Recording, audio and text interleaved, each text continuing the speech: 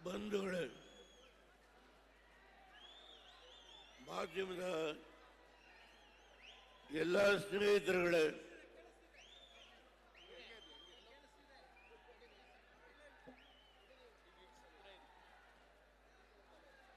ಈ ದಿನ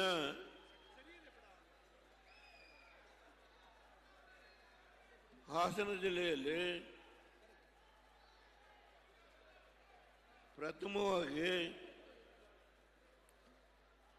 ಜಾತ್ಯತೀತ ಜನತಾದಳದ ಬೆಳ್ಳಿ ಹಬ್ಬವನ್ನು ಆಚರಣೆ ಮಾಡತಕ್ಕಂಥ ಈ ಕಾರ್ಯಕ್ರಮದಲ್ಲಿ ಇಡೀ ರಾಜ್ಯದ 30 ಜಿಲ್ಲೆಗಳಿಂದ ಬಂದಿರತಕ್ಕಂಥ ಎಲ್ಲ ನನ್ನ ಬಂಧು ಭಗಿನಿಯರೇ, ಶಾಸಕ ಮಿತ್ರರೇ, ಮಾಜಿ ಮಂತ್ರಿಗಳೇ, ಮಾಜಿ ಶಾಸಕ ಸ್ನೇಹಿತರುಗಳೇ, ವಿವಿಧ ಸಂಘ ಸಂಸ್ಥೆಗಳ ಪದಾಧಿಕಾರಿಗಳೇ, ಇವತ್ತು ಈ ಜಿಲ್ಲೆಯಿಂದ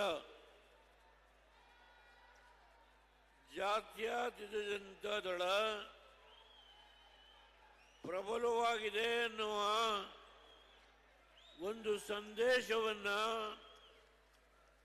ಇಡೀ ರಾಷ್ಟ್ರದ ಜನತೆಗೆ ಹಾಗೂ ನಾಡಿನ ಜನತೆಗೆ ಕೊಡ್ತಕ್ಕಂಥ ಒಂದು ಕಾರ್ಯಕ್ರಮ ಇದು. ಈಗ 2.5 ವರ್ಷದಲ್ಲಿ ಕಾಂಗ್ರೆಸ್ ಸ್ನೇಹಿತರು ಈ ಜಿಲ್ಲೆಯಲ್ಲಿ 2 ಸಭೆಗಳನ್ನು ಮಾಡಿದರು. ದಯಮಾಡಿ ನೀವು ಇಷ್ಟೆಲ್ಲ ದೂರದಿಂದ ಬಂದಿದ್ದೀರಿ, ಸಮಾಧಾನವಾಗಿರಬೇಕು. ನಾವು ಈ ರಾಷ್ಟ್ರದಲ್ಲಿ ಕುಮಾರಸ್ವಾಮಿಯವರ ನೇತೃತ್ವದಲ್ಲಿ ಜಾತ್ಯತೀತ ಜನತಾದಳ ಪ್ರಬಲವಾಗಿದೆ ಎನ್ನುವುದನ್ನು, ಈ ಸಂದೇಶವನ್ನು ಇಡೀ ರಾಷ್ಟ್ರಕ್ಕೆ ಅಷ್ಟೇ ಅಲ್ಲ, ರಾಜ್ಯದ ನಮ್ಮ ಎದುರಾಳಿಗಳ್ಯಾರಿದ್ದಾರೆ, ಯಾರು ಈ ಜಿಲ್ಲೆಯಲ್ಲಿ 2 ಸಭೆಯನ್ನು ಮಾಡಿ ರೇವಣ್ಣವರ ನಾಯಕತ್ವವನ್ನು ಸಂಪೂರ್ಣವಾಗಿ ನಾಶ ಮಾಡ್ತೇವೆ ಅಂತೇಳಿ ಪ್ರಯತ್ನ ಮಾಡಿದ್ರು, ಆ ಮಹನೀಯರುಗಳಿಗೆ ಇವತ್ತು ಇಡೀ ರಾಜ್ಯದ ಮೂಲೆ ಮೂಲೆಯಿಂದ ಬಂದಿರತಕ್ಕಂಥ ಎಲ್ಲ ನನ್ನ ಯುವಕ ಮಿತ್ರರು, ತಾಯಂದಿರು, ನನ್ನ ಅಣ್ಣ ತಮ್ಮಂದಿರು, ಹಿರಿಯ ಮುಖಂಡಗಳು ವೇದಿಕೆಯಲ್ಲಿ ಕೂತಿದ್ದಾರೆ. ಅವರೆಲ್ಲರಿಗೆ ನಾನು ಮೊದಲು ತಲೆಬಾಗಿ ನಮಸ್ಕಾರ ಮಾಡ್ತೇನೆ. ಕೂತು ಮಾತನಾಡ್ತೇನೆ.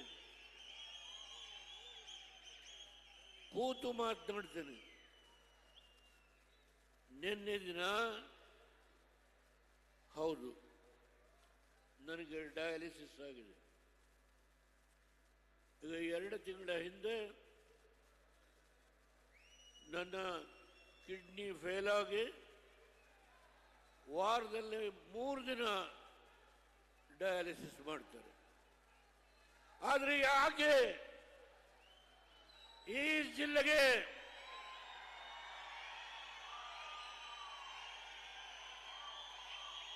ಯಾವ ದೇವೇಗೌಡರನ್ನ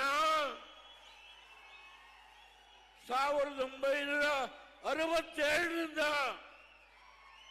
ಬೆಳೆಸಿ ಈ ರಾಷ್ಟ್ರದ ಒಬ್ಬ ಹಳ್ಳಿಯ ರೈತನ ಮಗ ಪ್ರಧಾನಮಂತ್ರಿಯಾಗಿ ಯಾವುದೇ ಒಂದು ಸಣ್ಣ ಲೋಪ ಇಲ್ಲದೆ ದೇಶವನ್ನ ಆಡಳಿತವನ್ನು ನಡೆಸಿ ಇಡೀ ಹಿಂದೂಸ್ತಾನದಲ್ಲಿ ಯಾವುದೇ ರಾಜ್ಯಕ್ಕೆ ಅನ್ಯಾಯ ಆಗಲಿಕ್ಕೆ ಬಿಡಲಿಲ್ಲ. ನಮ್ಮ ದೇಶ ವಿವಿಧ ಮತಗಳು, ವಿವಿಧ ಸಂಪ್ರದಾಯ, ವಿವಿಧ ಜಾತಿಗಳು ಇರತಕ್ಕಂಥ ಈ ದೇಶ ಇದು. ಸುಮಾರು 150 ಕೋಟಿ ಜನಸಂಖ್ಯೆ ಇರತಕ್ಕಂಥ ಈ ರಾಷ್ಟ್ರದಲ್ಲಿ, ಹೌದು, ರಾಹುಲ್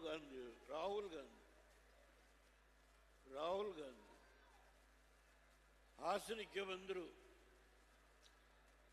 10 ವರ್ಷದ ಹಿಂದೆ Deve Gowda is the beat among BJP.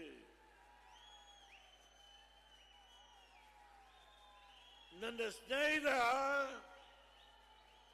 ಅವತ್ತು ಆ ಚುನಾವಣೆಯಲ್ಲಿ ಸೋತ.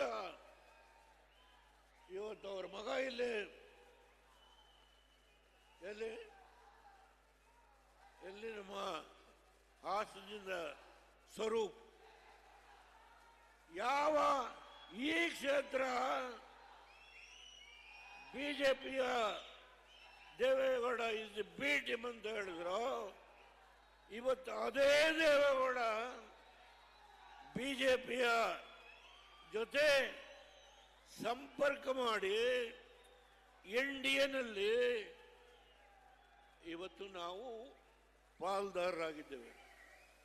ಪಕ್ಕದಲ್ಲಿ ಕೂತಿರುವ ಕುಮಾರಸ್ವಾಮಿ ಕೇಂದ್ರದ ಬೃಹತ್ ಕೈಗಾರಿಕೆ, ಉಕ್ಕು ಕೈಗಾರಿಕೆ ಮಂತ್ರಿಗಳಾಗಿದ್ದಾರೆ.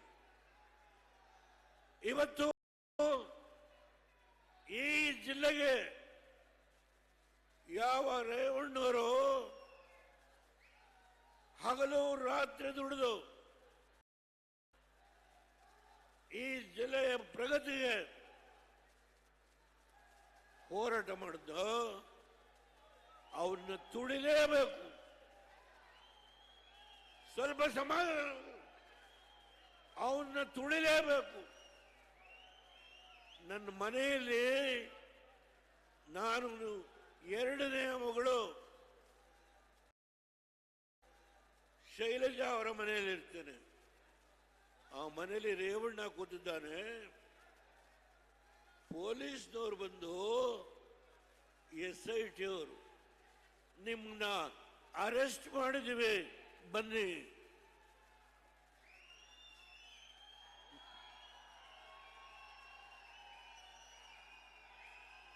ನಿಮ್ಮನ್ನ ಅರೆಸ್ಟ್ ಮಾಡಿದ್ದೀವಿ ಬನ್ನಿ.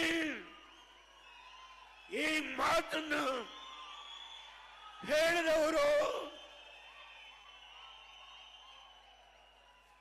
SITಯ ಅಧಿಕಾರಿಗಳು. ಇವತ್ತು SITಯ ಅಧಿಕಾರಿಗಳಿಗೆ ಉಡುಗೊರೆಯನ್ನ ಕೊಟ್ಟಿದ್ದಾರೆ.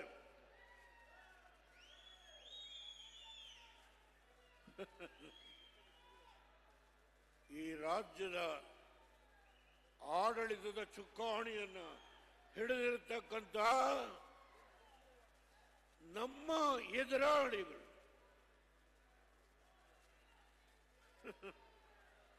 ಹೇಳ್ತಾರೆ,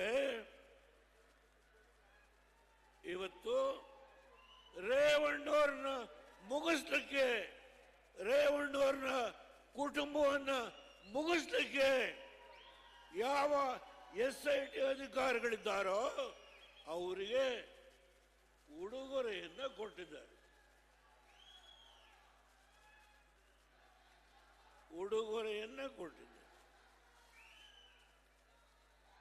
ಯಾವ ದೇವೇಗೌಡ ನನಗೆ 93 ವರ್ಷ ವಯಸ್ಸು. ಈ ಆತ್ಮ ಇದೆಯಲ್ಲ, ಈ ಆತ್ಮ ಸ್ವಚ್ಛವಾಗಿದೆ. ಯಾರ ಹಂಗಿಗೆ ನಾನು ತಲೆಬಾಗಲಿಲ್ಲ. ದುಡಿದಿದ್ದೇನೆ, ಕಷ್ಟಪಟ್ಟಿದ್ದೆ. ನನ್ನ ಜಿಲ್ಲೆಯಲ್ಲಿ ಒಂದು ಸಾರಿ ನನ್ನನ್ನು ಸೋಲಿಸಿದ್ರು ಹೊಳೆ ನರಸೀಪುರದಲ್ಲಿ. ಕಾರಣ ಒಂದು ಸಿನಿಮಾ ಥಿಯೇಟರ್ನ ಕಟ್ಟಿದ್ರು ಅಂತ ಹೇಳಿ ಅದಕ್ಕೆ ದೊಡ್ಡ ಅಪಪ್ರಚಾರ ನನ್ನ ಸೋಲಿಸಿದ್ರು.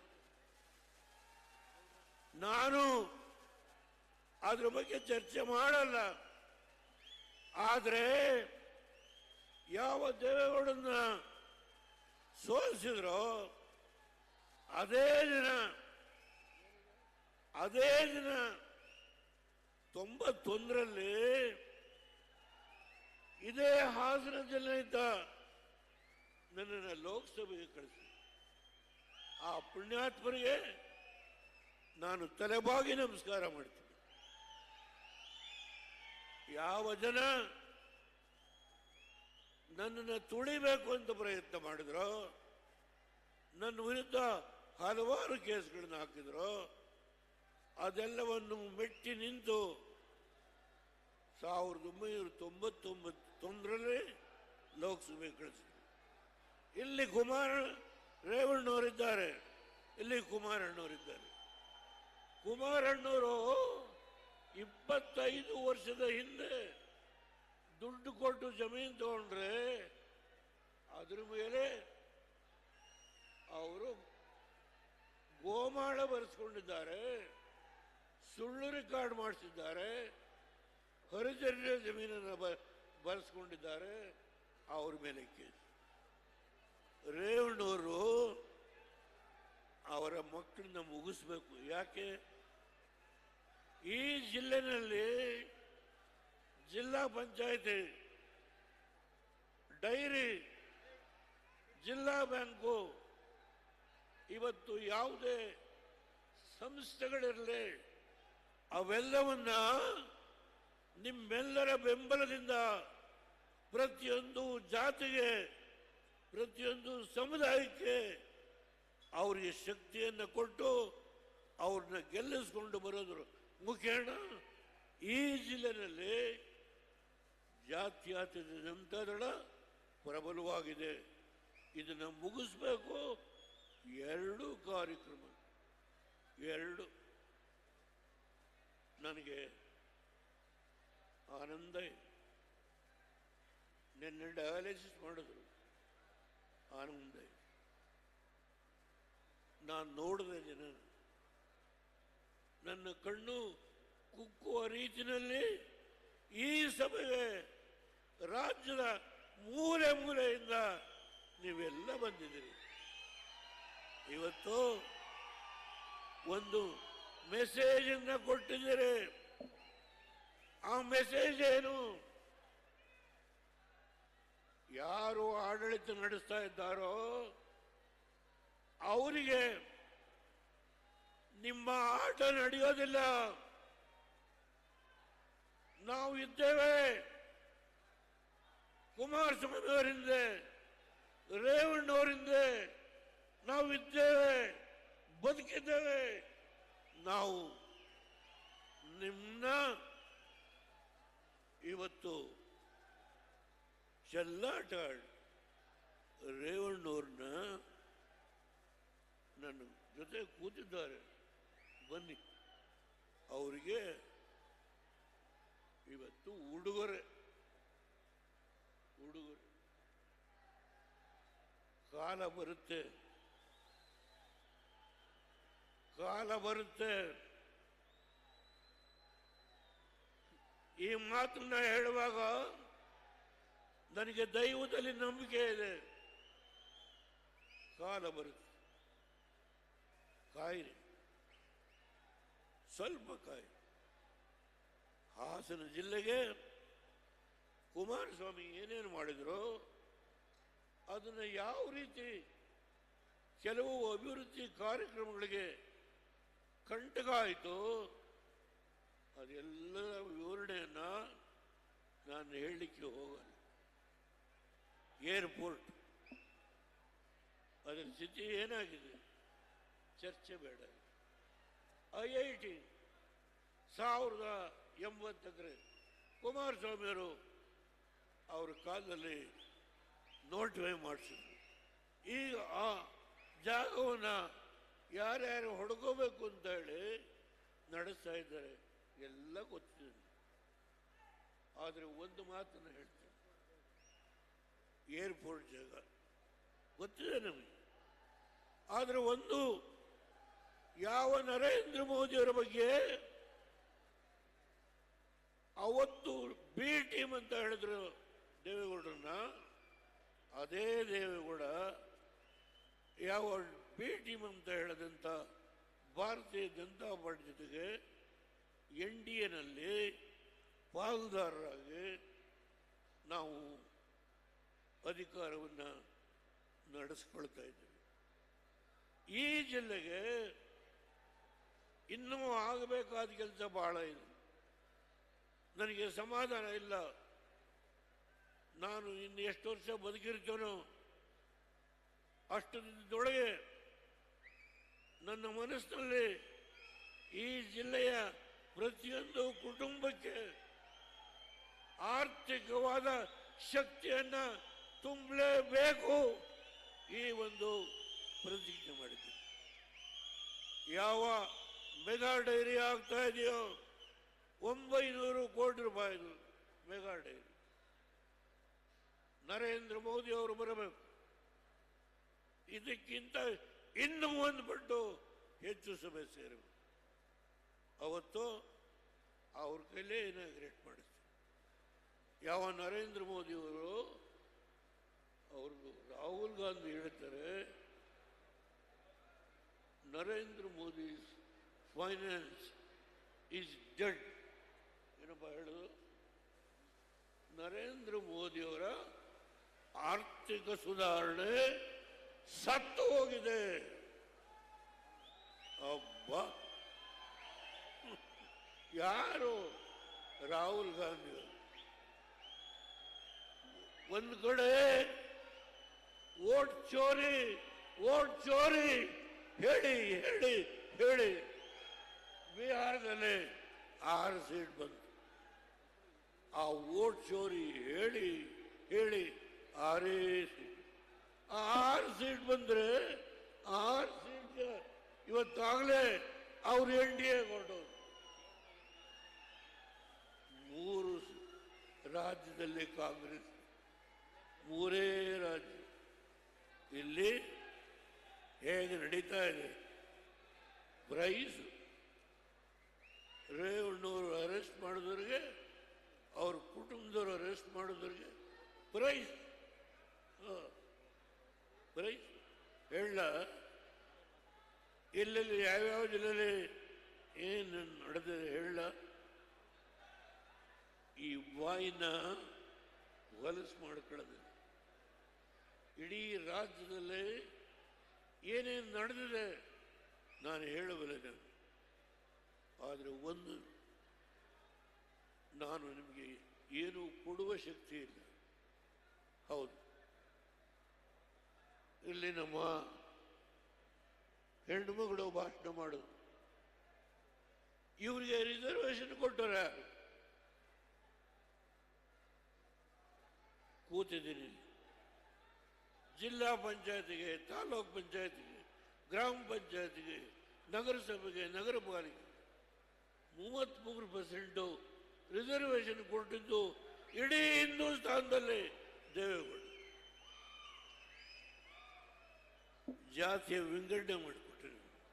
ಯಾವ ಜಾತಿಯವರಿಗೂ ಅನ್ಯಾಯ ಆಗಬಾರ್ದು. ಈ ಜಿಲ್ಲೆನಲ್ಲಿ ಸುಮಾರು 8 ಜನಕ್ಕೆ 6 ಜನ MLCಗಳು ಬೇಲೂರಲ್ಲಿ, ಸಕಲೇಶಪುರದಲ್ಲಿ, ಹೊಳೆನರಸೀಪುರದಲ್ಲಿ, ಹಾಸನದಲ್ಲಿ 6 ಜನ ರಾಜ್ಯಸಭಾ ಮೆಂಬರು ಸೇರಿ ಹಾಸನ ಜಿಲ್ಲೆಯಲ್ಲಿ. ಕುರುಬರಿಗೆ ಕೊಟ್ಟೆ, ಲಿಂಗಾಯತರಿಗೆ ಕೊಟ್ಟೆ, ಯಾವುದೇ ಸಮಾಜ ಬಿಟ್ಟೆ ಅಂತ ಇಲ್ಲ. ಮುಸಲ್ಮಾನ್ ಬಂಧುಗೆ ನಮ್ಮ ಹಾಸನದ ಡೆವಲಪ್ಮೆಂಟ್ ಅಧ್ಯಕ್ಷ ಮಾಡಿದ್ವಿ. ಇಲ್ಲ ಅಕ್ಬರ್ ಬಂದಿರ್ಬೇಕು. ಯಾವ ಸಮಾಜಕ್ಕೆ ಅನ್ಯಾಯ ಮಾಡಿ? ದಯಮಾಡಿ ತಪ್ಪು ತಿಳ್ಕೋಬೇಡಿ.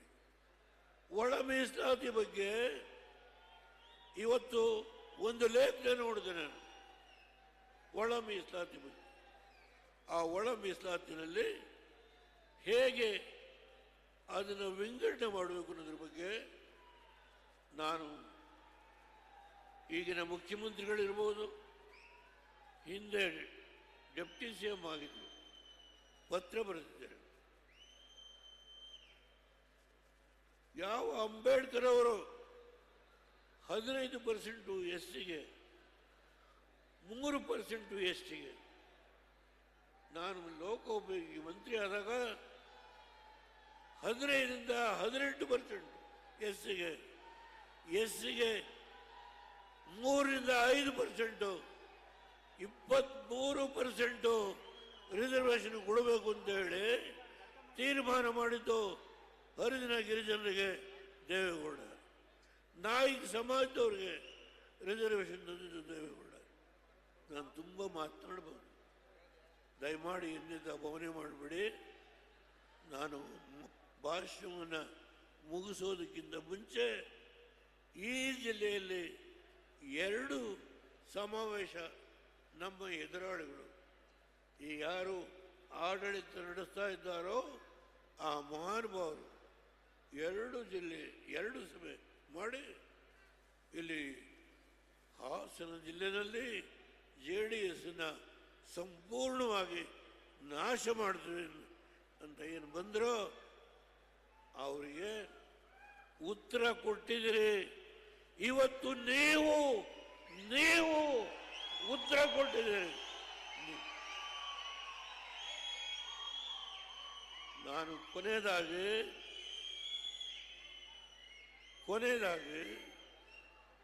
ನನ್ನ ಆಸೆ, ಮೋದಿಯವ್ರನ್ನ ಕರೆಸಿ 18 MP ಗಳು ಭಾರತೀಯ ಜನತಾ ಪಾರ್ಟಿ JDS 18 MP ಗಳನ್ನು ಈ ವೇದಿಕೆ ಮೇಲೆ ಕೂರಿಸಿ, ಯಾವ IIT ನನ್ನ ಕುಮಾರಣ್ಣವರ ಕಾಲದಲ್ಲಿ ಅವರ ಆಸೆಯಿಂದ ಮಾಡಿದ್ರು 2006 ಅಥವಾ 2007, ಅದನ್ನು ಕಾರ್ಯಗತ ಮಾಡುವ ಒಂದು ಸಂಕಲ್ಪ ಮಾಡಿದ್ದಾನೆ. ಅದೇ ಸಂದರ್ಭದಲ್ಲಿ ಈ ಏರ್ಪೋರ್ಟನ್ನು ಕೂಡ ಇನಾಗ್ರೇಟ್ ಮಾಡಿಸ್ತಕ್ಕಂಥ ಕೆಲಸ ಮಾಡ್ತಾನೆ. ಜೊತೆಗೆ ಕುಮಾರಣ್ಣವರು ಹಲವಾರು ಯೋಜನೆಗಳನ್ನು ಇಟ್ಕೊಂಡಿದ್ದಾರೆ. ಇಂಡಸ್ಟ್ರಿಯಲ್ ಕ್ಲಸ್ಟರ್ಸ್ ಅಂತ ಹೇಳಿ, ಭದ್ರಾವತಿ ಐರನ್ ಸ್ಟೀಲ್ ವರ್ಕ್ಸ್, ಹೀಗೆ ನಾನಾ ಯೋಜನೆಗಳನ್ನು ಇಟ್ಕೊಂಡಿದ್ದಾರೆ. HMT ಫ್ಯಾಕ್ಟ್ರಿ ಅವ್ರಿಗೆ ಮಾತನಾಡ್ತಾರೆ. ಈ ರಾಜ್ಯದಲ್ಲಿ ಅವರು ಕೆಲಸ ಮಾಡಲಿಕ್ಕೆ ಸಹಕಾರ ಕೊಡುವ ಔದಾರ್ಯವನ್ನು ಈ ಸರ್ಕಾರ ಈಗಲಾದರೂ ತೋರಿಸ್ಲಿ ಅಂತ ಹೇಳಿ ನಾನು ವಿನಂತಿ ಮಾಡಿ ನಿಮ್ಮೆಲ್ಲರಿಗೆ ಮತ್ತೊಮ್ಮೆ ನಾನು ಅನಂತಾನಂತ ನಮಸ್ಕಾರ ಮಾಧ್ಯಮ ಸ್ನೇಹಿತರಿಗೆ ಇಷ್ಟನ್ನ ಹೇಳಿ ಕೊನೆಗೆ ಸಮಸ್ತ ಜನತೆಗೆ ಜೈ ಜೈ ಭಾರತ್, ಜೈ ಭಾರತ್. ಈಗ